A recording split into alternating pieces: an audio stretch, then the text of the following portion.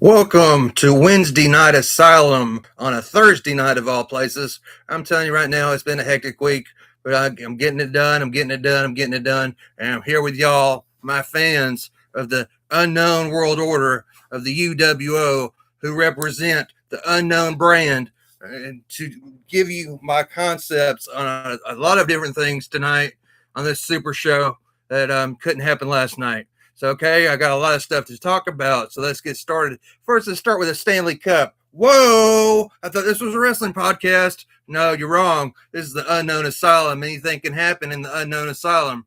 So, Canes did it again, baby. They're 3-2, 3-2 against Vegas. I'm telling you right now, that's got me feeling good inside. Got me feeling good inside. Because I tell you what, they had me a little bit worried there when they went down one and tied at one, then went down two, then tied at two. Then now they're coming ahead and breaking ahead to go three and hoping two nights in Las Vegas. They destroy Vegas to end the series and win their Stanley Cup like they rightfully should. I'll just be honest with you. This is my God's honest truth. This is the gospel. There's a whole lot different feelings watching something that's not scripted compared to watching something that's scripted. I'm telling you right now. I'm just being honest with you, man. I'm just being honest with you. Honesty is one of the first rules of the unknown brand is be honest no matter what. And I can watch, I can watch wrestling, right? I can turn on Cody and Randy Orton, whoever, Cody and Gunther, whoever, whatever match it is, and I can watch that on whatever night it comes on. But you know what? A week, maybe a month, maybe longer ahead of time, I already know the outcome of that match. Thanks to leaks and stuff on social media.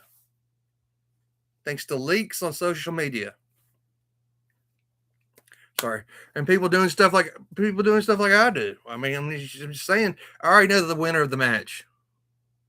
I talked to my friend Tony and I'm like, dude, man, how can you handle watching, wrestling and knowing the outcome of whatever's going to happen, man?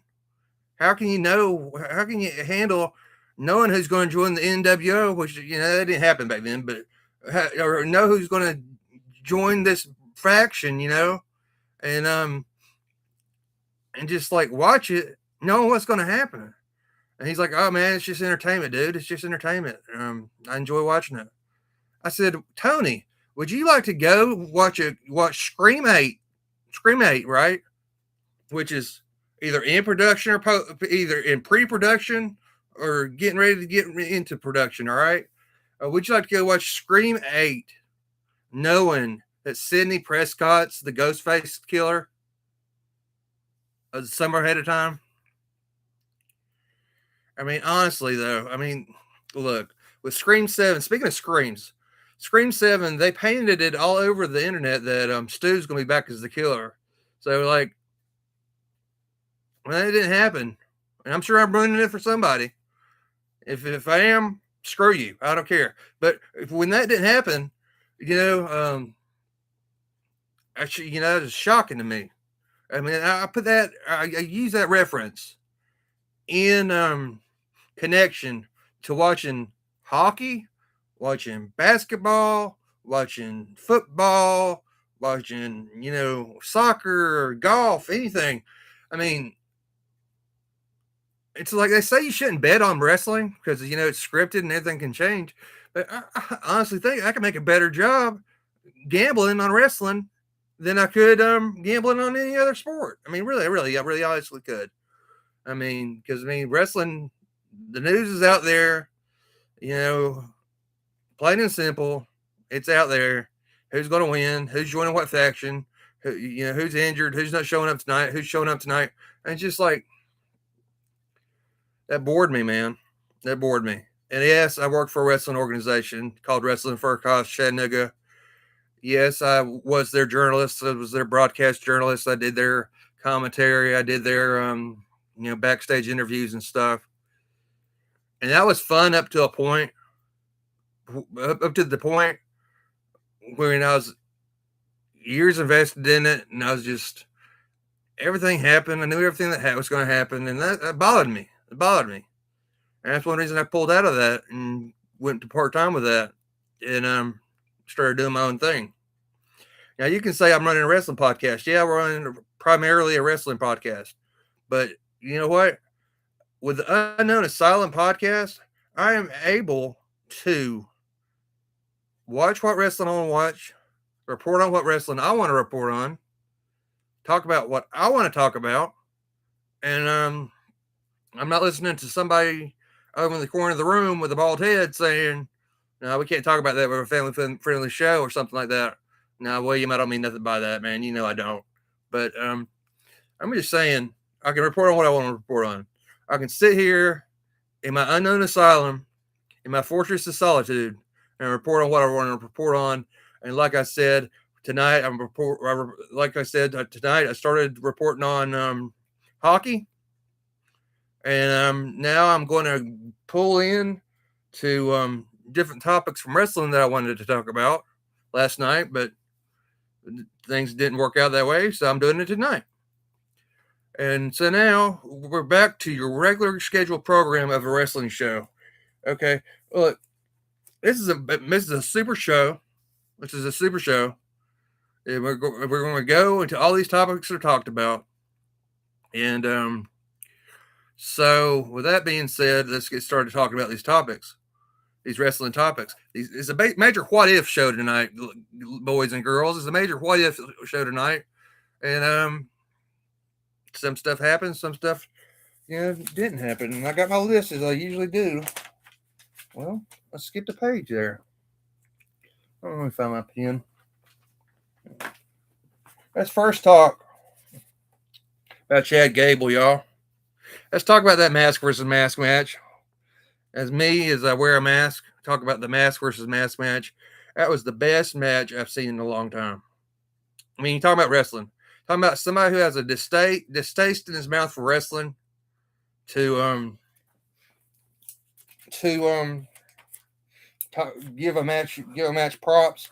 I'm giving this match props because that mask match was wild. There's blood, there was tearing of the mask, there was Chad Gable relinquishing the masks. And funny thing is neither one of those men are luchadors. Neither one of those men are they're about as much of a luchador as I am. I'm gonna be honest with you.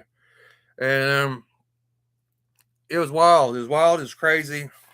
Now it's like, I mean, there's no other way to explain it but wild and crazy, and it gave you everything that wrestling would be. Wrestling should be in a match. And it's just like back and forth, back and forth. I honestly didn't know who was going to win. That was a plus when I watched it. That was my first time watching AAA on YouTube, and Undertaker did a good job, man, and booking that show and majorly. And but honestly, I don't know how much better that match could be. I really couldn't. And I'm just saying, Chad Gable deserves a push. Chad Gable deserves a major push because of it. Because Chad Gable did what Matt Cardona did without doing what Matt Cardona did. Chad Gable didn't get fired, then go on the Indies and then dominate the Indies and then come back to WWE later on after maybe going through TNA or AEW first. I mean, honest to God, Chad Gable did what Matt Cardona did without doing what Matt Cardona did. I mean, he went down to AAA, he wrestled as the Americano, and lost his mask and showed he could really wrestle.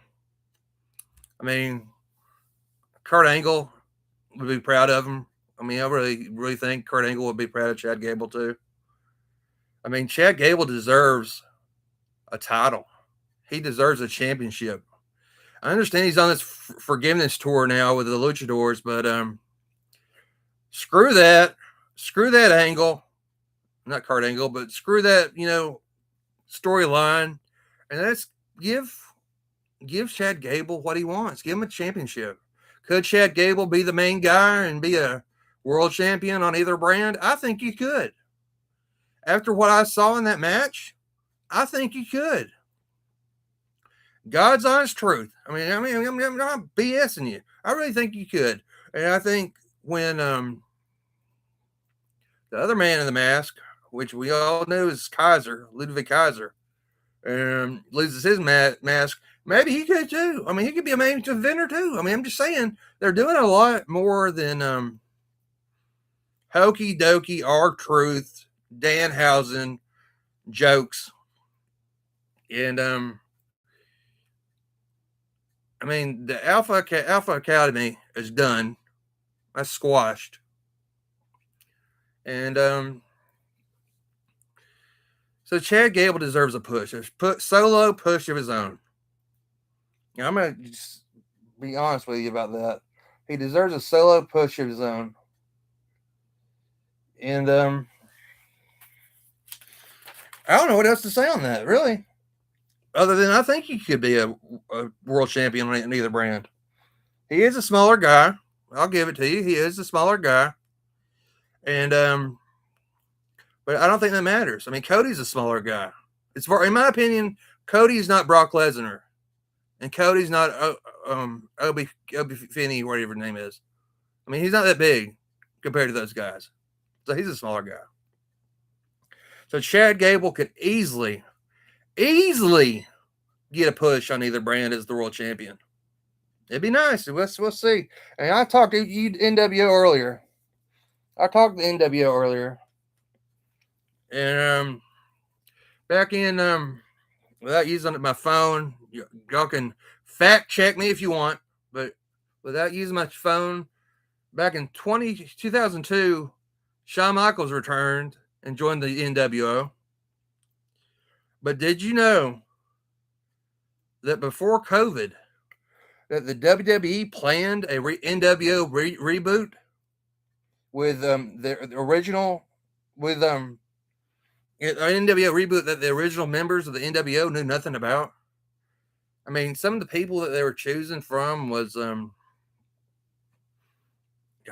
Sheamus and Cesaro, and I can't think of that guy's name, and just different people to break out the NWO.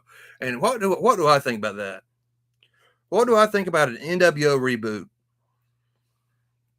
No, I couldn't do it. I couldn't bring my. I don't know if I can wrap myself around an NWO reboot. I mean, I really don't think I can. I don't think I could. In all honesty, I just don't think I could. I mean, who are they trying to take over the company or something, or take over? I don't know, man. That's hard to lose a better taste in my mouth. And now, let's talk about this. Talk about people that deserve a push. And I've talked about this before. LA Knight. LA Knight deserves a championship win. A world championship win. He needs to be world champion of either SmackDown or Raw. Bottom line, he's that kind of guy. I mean, he's good on the mic. He's a lot better on the mic than I'm ever going to be. And he's very athletic. He's good with the fans. I mean, imagine giving LA Knight the belt and turning him heel. 100% heel. I don't know, man. It's sad. It's sad what they're doing to these people that I find I have a fan base for, and I know that has a bigger fan base. Like Jordan Grace. For those that slept around, but those that's been caught sleeping on the FarleyCon situation. But I brought Jordan Grace to the 2021 FarleyCon. I am the man that did that. And to see Jordan Grace go from TNA to WWE to what? I mean, what's she done? I mean, she lost against Jade. She got injured. And it's just like they're treating Jordan Grace and LA Knight like they treat I've always treated new WCW stars or new ECW stars in WWF or WWE. They've always gave people from other companies the boot while working with them here and there and this and that. I mean, for Christ's sake, give the girl the title. Let the girl run with it. I know she's injured with her foot. I mean, I get it. I get she hurt her ankle or whatever she did. But when she gets back, I mean, the only thing I'm proud of as far as who they're booking is Zarya. Zarya is now the North American Women's World Champion on NXT. I'm proud of that. I love that. I would love to see her beat Lola Vice. Vice. Yeah, Lola Vice. And be a double champion. I would love that. I would love to see her dominate her way through NXT. I would. That's how I book it. I mean, I'm sorry. I mean, that's how I book it. I mean, she's a beast. She can F5 better than Brock Lesnar. And he's just like, I don't know. I mean, as far as I remember, Jordan Grace didn't even get a title in NXT. You know, they moved her up quick to the main event. You know, the main networks and stuff, and it's just like, what have they done with her? You know, I don't know. I just think it's stupid. Speaking of divas, Caitlyn, remember Caitlyn, the Divas champion, the former Divas champion? Well, I've been reading that Caitlyn's planning on making a comeback, y'all. What if she did? I wouldn't be. I wouldn't doubt it. I wouldn't be surprised. I mean, well, I mean, I'd be surprised, but see if she can still do it. But I'd be for it. I'd support it. I'd support it. I'd support it. Now let's see. Have y'all been watching about that Abner Urby? He did the DX chop on the mound for Milwaukee, I believe, and got suspended. What about that, man? Guy does just a DX chop, gets suspended from baseball, of all things. And I think that's ridiculous. But it made me think, though. It made me think, I know I'm not pronouncing this guy's Abner or whatever his name is. I know I'm not pronouncing the guy's name right, and I'm sorry, dude, if you're watching my show, but in all honesty, how many of us went through junior high and high school and did the DX chop in the hallway? How many of us did the DX chop and got in trouble from a teacher or a parent or something? She's like, God almighty, it's like back in the late 90s, you were either doing the DX chop or you're throwing up the Wolf Ears from NC State, Wolf Ears. And, but I don't know, you never heard about baseball players and getting arrested, getting suspended for it. All right, look, I saw this thing about Mr. Anderson. All right. And I had to follow up on this article. Mr. Anderson, Mr. Kennedy, whatever, said that Cena and Orton got together, forged a group, you know, got together and made to get him fired from WWE. I remember he was Money in the Bank champion. That's not Money in the Bank briefcase winner, and that's not talked about. Because then Edge beat him for it in a match. And maybe after that is when he got fired. I don't know. I saw where Mr. Anderson said that he agrees with the firing for his actions at the time. I mean, I could feel that. I could feel that too sometimes. And but said it was Orton and Cena. They teamed up, and the guy Anderson fired. And maybe he would have got fired anyway. I don't know. I just saw that. But I saw where he took responsibility for it and said if he was going to get fired, you know, he was going to get fired anyway, and it's because of his behavior. So, all right, whatever. Now let's go into some of the what ifs. What if? Who is a better wrestler, Dominic Mysterio or Logan Paul? Now that's a good question because I mean, we all know Ronda Rousey's complaining about how Logan Paul was treated compared to her when she was in WWE. How he was giving extra classes with Shawn Michaels and this and that, and if she was given that extra time, that she could have been a better wrestler, and she's been bitter about her time with WWE. So bitter that she showed up on AEW one time, and that's it. That's all she said she's going to do is once to stick it to TKO. And so, who's a better wrestler, Dominic Mysterio or Logan Paul? I'm gonna have to go with Logan Paul on that. Another what if. Another what if. Is MJF bigger than the WWE? Is his character bigger than the WWE? Is the MJF character bigger than the WWE? Honestly, there's a lot of people. Well, there's multiple people in AEW that I couldn't see ever fitting into WWE. One of those people is being Darby Allin. Unless they teamed him up with the Undertaker in some way, like they did with Sting. But MJF, no, I'm not going to. I'm going to say no. He's not bigger than WWE because the WWE already has their MJF, and that is, you know who that is. You know who it is. The Miz. The Miz. Mike The Miz. Yep. That's Mike The Miz is their MJF. So if they got MJF,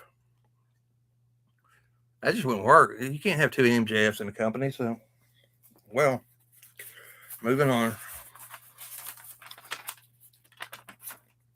Moving on.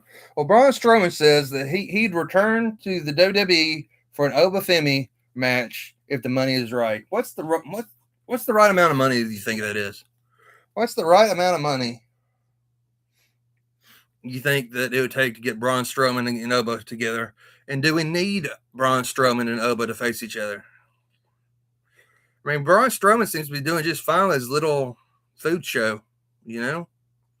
He seems to be doing fine with his little food show. And so do we really need Braun to come back to WWE and face Oba once or twice or whatever many times? No, we don't. We don't. And I say that out of bitterness because Braun Strowman's birthday is my birthday. We same year and everything, same day, year and everything, same day, month, year and everything.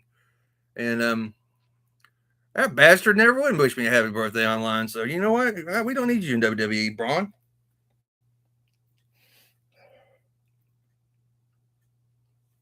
And you know, I think we had enough of Braun, so we shouldn't have another WWE run with Braun at all. We're enough with Braun. Now, what is WWE's actual plans with Liv Morgan? No, that's what gets me. We got two champions. We got Liv Morgan in the Queen of the Ring tournament, which I'm guessing she's going to win it. That's the only thing that makes sense to me. And she let her to be the first champion to be the Queen of the Ring. And just find another opponent for her eventually. Maybe Roxanne or something. Because Roxanne seems like she's getting ready to turn. And but she hasn't defended her belt in 50-something days. I mean, I don't know. I don't know how you can have a champion. How you can have a champion not defend their belt more than what they're having them defend their belt. I mean, we know this predetermined. All right. But still, I mean, you could have them defend their belt every now and then on a Raw or something. But I don't know. I'm predicting that the plans for Liv Morgan is for her to become Queen of the Ring. That's my prediction.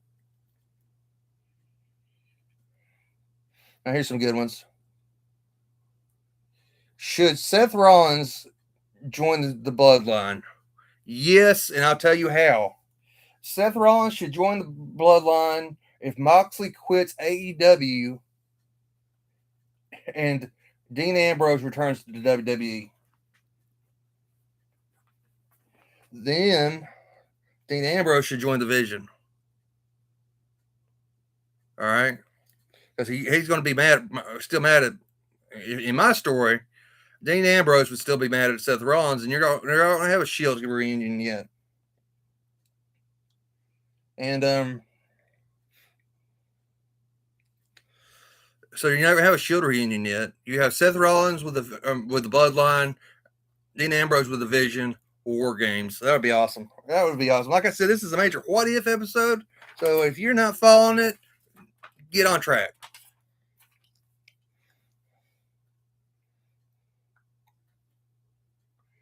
Yeah, then I was writing here is should the Shield.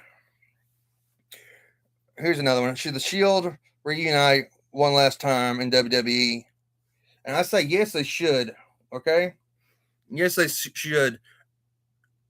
If the other didn't happen, let's pretend what I just said didn't happen, and Shield reunited. They should reunite, and they should reunite against the White Six. Bring the White Six back if you're going to have the Shield reunite, and then you can have a War Games match with them instead. I mean, that'd be wild. It'd be wild if the White Six came back. It'd be wild if the Shield came back, and it'd be awesome for them to go at it like they did with Bray Wyatt and them. That'd be wild. I mean, I don't know what else to tell you. Now it's a couple of questions about the divas. Is Becky Lynch the greatest female wrestler? No, I don't think so. She calls herself the man. She's good at what she does. But the best? No, she's not the best. She's not the best by far. She's not the best. Who's the best? I don't know.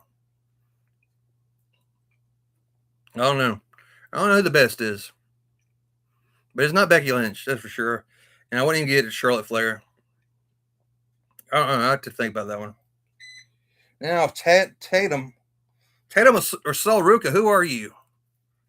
Tatum or Sol Ruka? Who do you find more attractive? All right, let's ask you that. Tatum or Sol Ruka? Who do I find more attractive? It depends. I mean, if I'm looking for a goth girl, Tatum's got the goth thing covered. But Sol Ruka, she's beautiful too. I mean, it's like night and day. I mean, really, it really is. It's really like night and day. And I do not know who I find more attractive out of Tatum or Sol Ruka. I don't know at all. I mean, it's confusing. It's a confusing time when you ask me that question. I mean, I don't know. I think I'll go Tatum. I think I'll go with I'd rather date Tatum because I'd rather date a goth girl than anything right now. But I'm single, so. All right. Let's talk about a couple of old school wrestlers from WCW. Ric Flair was banned from WrestleMania because of his threats against Ludwig Kaiser over the Tiffany Stratton and Charlotte Flair promo that we remember about her digits being in the phone and all that kind of stuff. And oh yeah, Ric Flair, strutted his chest out and threatened Ludwig Kaiser and got his old ass banned from WrestleMania. I mean, shit. I think it's funny. I think it's hilarious because, I mean, if Flair was to try to fight Ludwig Kaiser, I mean, even Foreman got too old to box. I'm just saying, even Foreman got too old to box. George Foreman Grills. But if Flair was to try to fight Ludwig Kaiser, Kaiser would lay him out. Kaiser would lay him out. I mean, I'm just being honest with you. Unless he has something against abusing the elderly, he would lay him out. And for Kaiser to go tell on Flair, I don't know if he told on Flair just to get him banned, or if he was really scared. I'd love to ask him that one day. I really would. I would love to ask him that in an interview one day. Did you get Flair banned from WrestleMania because you were scared of Flair, or just to have one up on him? I don't know. Speaking of another WCW wrestler, Lex Luger killing Miss Elizabeth by both of them being heavily in drugs, and Lex allowing Elizabeth to use more drugs than her weight limit really kills me. How to help you with that? I don't know why my Alexa just came on. Shut up, Alexa. Anyway, Lex Luger doing that, allowing her to use more than a weight limit and kill herself, man. Watching her kill herself. And even though he was using drugs too. I hate Luger for it. I hate Luger for it. I really do. And Wrestling for a Cause, they brought Luger to some little con they went to in my town. And I'm like, I can't do it. I can't talk to the man. I really can't. It's one thing that really upsets me. Is the way Miss Elizabeth died. I know she chose to do the drugs she did. But honest to God, I mean, I know he was high too. I understand the circumstances. I hate that situation happened, and I'm just venting about it right now. But anyway, moving on. What if Raven was? What if Raven? Everybody remembers Raven in WCW. What if he was taken seriously and had a feud with Hogan? I heard Hogan didn't want it. I heard Hogan didn't want the feud with Raven. I do not know why. I do not know why, and I can't ask Hogan right now, and I don't see myself asking Raven anytime soon or the foreseeable future. I really don't know if he's still alive or not. But what if Hogan and Flair had Hollywood Hogan and Raven had a real feud? That could have been awesome. You could have had the Flock against the NWO. You could have had a bunch of things. I mean, I remember when I ran into Raven in the crowd. He was sitting ringside, and I asked him to sign my paper or sign something for me, and he's like, "No." He didn't say nothing. He stayed in character the entire time. I stood there like, the little kid. I was a little kid there, and talking to him, and he didn't break character at all. At all. I'm telling you. It was good at what he did. And he's one ECW person I would like to meet one day if he's still alive. And but what if they had a real feud? What if they had a real feud in WCW? I mean, I heard, like I said, I heard Hogan shut it down, and Hogan did have strict, strict creative control to his contract, and he could place whoever he wanted to, when he wanted to, how he wanted to, and lose his belt or not lose his belt if he wanted to, and a whole 9 yards. And it's just like, I heard he shut it down. I wonder why. I don't know.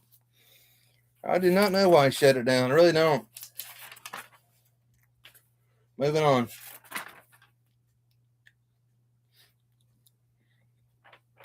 Did you hear about let's move on to UFC. The UFC event on Paramount Plus from Washington, D.C., from the White House lawn, of all places. It's happening Sunday. And that's happening Sunday. And I hear people are trying to cancel it, man. People are trying to cancel it. Not just the thousands and thousands of comments about the weigh-ins being at the, Lincoln Memorial and this and that and this whole event, all the negativity. I mean, all the negativity. I mean, the negativity against, Trump. I mean, The Rock, has already said that he's choosing not to go attend the UFC at the White House. So, I mean, it's just like, whatever, man. Whatever. I mean, who cares? Who cares if The Rock's sitting in the crowd or not? I mean, I don't. I personally don't. I personally don't care if The Rock's sitting in the crowd or not. I'm not watching the UFC on Paramount Plus on Sunday night at 8 o'clock for political advice. I'm watching it to see the fights. And I'd watch it anyway. If it was in Madison Square Garden, I'd watch it. I mean, it's not because it's at the White House. I see these thousands and thousands and thousands and thousands of people bitching and complaining. Just complaining about it being in the Washington, D.C., being at the White House, this and that. And it's just like, who cares, man? I mean, there's judges trying to shut it down and all this kind of stuff. And it's supposed to rain that night, too. So, I mean, it's like, this event's doomed from the get-go. I mean, for weeks ahead of time, people are complaining about it, and then people will continue to complain about it. And then Democrat stars like The Rock say, I'm not going. And then it's just like, supposed to rain. And it's just like, what the hell, man? It's a Vince doom from the get go. It really is. I mean, I don't know what to tell you. That's just craziness. It's absolute craziness, is what it is. And speaking of UFC, did you know that ODB had one MMA fight, one NBA fight for real? She had one MMA fight under her real name, Jessica Cressa or something, against Kelly Colt, who was Kelly was undefeated. So Kelly won by an armbar in the first round, and that was the last you saw of ODB in the cage, in the octagon.